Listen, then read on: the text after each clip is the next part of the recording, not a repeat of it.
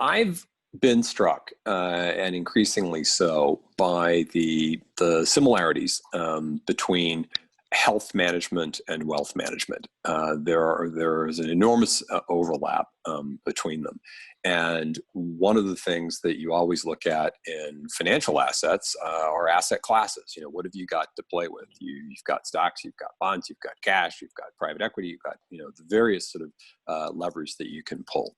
And I think people are, generally quite aware of those. I don't know that people are as aware or as active in thinking about their health portfolio.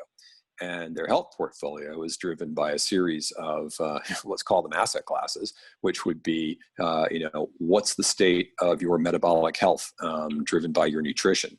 What kind of sleep are you getting? What sort of mental support do you have? All of those sort of things basically contribute to how well you're going to be and how well you're going to ride something out.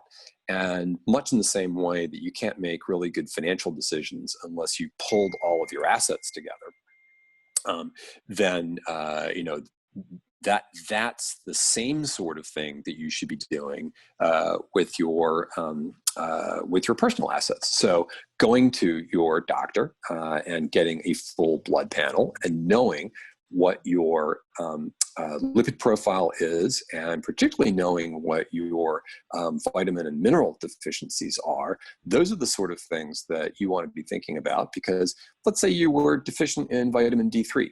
Well, guess what? D3 is super important in terms of COVID-19.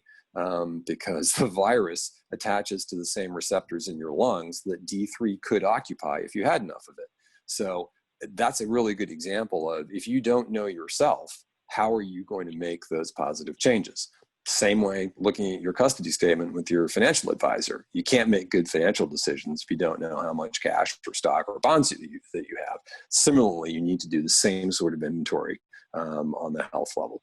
And health and wealth are similar in another respect, in that they both have a cumulative compounding impact as well. So the parallels could go on, but I'll leave it there.